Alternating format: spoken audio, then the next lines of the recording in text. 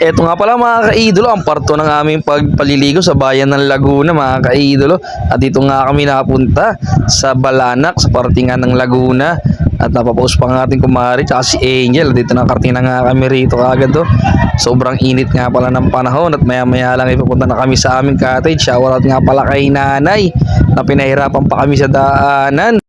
Pinadaan pa kami sa siksikan at karamihan ng tao meron naman palang magandang daanan, no. Dito nga kami napasuot sa mga may mga nakapwesto, may video okay, may mga cottage nga pala rito, sobrang dami. At meron na mga lamesa at upuan pag ikay nagupa ng cottage. At maya maya nga lang nagready na kagad kami ng aming pananghalian. Nilatag na ang plastic at kami magbobodol fight nga at may nagbabalat pa nga ng mangga. At yan na nga si Ma'am Toyang nag-aasikaso ng aming kanin, no. At napakaganda nga ng agos ng tubig dito. Sama-sama nga ang barkada na mag-i-enjoy. Napakasimple nga pala ng aming panangalian. Alamang, hotdog, talong, kamatis, tuyo, prito, daing.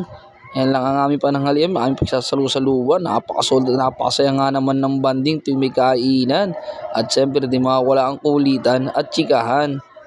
At tulong-tulong na nga at nagkakaroon na ng kagutuman. Napakasimpleng handaan pero mabubusog ang iyong kalamnan.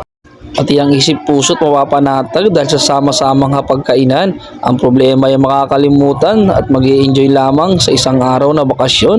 At sama-sama nga tayo dito sa ating panangalian. At syempre, ang pinaka-the best tuwing may handaan ang kainan.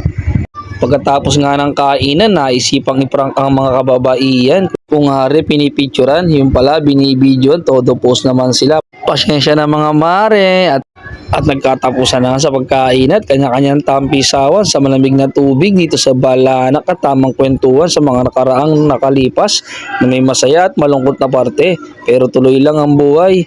Hindi sa pagyayabang mga kaidolo, ang team nga mga underdogs nga pala sa aming lugar ay isa sa mga malaking samahan na sama-sama nagtutulungan sa oras na kagipitan at kasiyahan. Dahil akin ang nasubukan sa tagal ng aming samahan tuwing may nangangailangan. Akin na nga nasubukan sa haba ng pinagsamahan.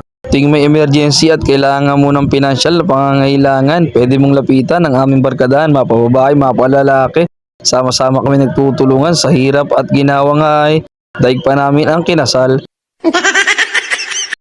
Akin ang ipagmamayabang at pagmamalaki ang aming samahan, Team Underdogs. Simula pa noong taong 2010, kami nagkasama-sama na hanggang sa magkaroon na ng kanya-kanyang pamilya. Bagamat minsan hindi nagkakaroon ng unawahan, pero nanatili pa rin matatag at masaya ang aming barkadahan. Yan naman ay nadadaan sa mga maubuting usapan. Tama-tama nga yung aming napuntahan, bukod sa napakagandang view na, malinis pa ang tubig at talagang may enjoy mo ang nature mo dito sa paligid, do. Dahil dito lang talaga kami makakalimutan mo ang konting problema, tatakasan ang realidad upang mag-enjoy at magsaya. At kung magustuhan nyo nga palang drama kong ito, huwag nyo kalimutan pindutin ng like, share at follow na din mga kaidolo. Maraming salamat sa inyong lahat. 18,000 followers na tayo. God bless po.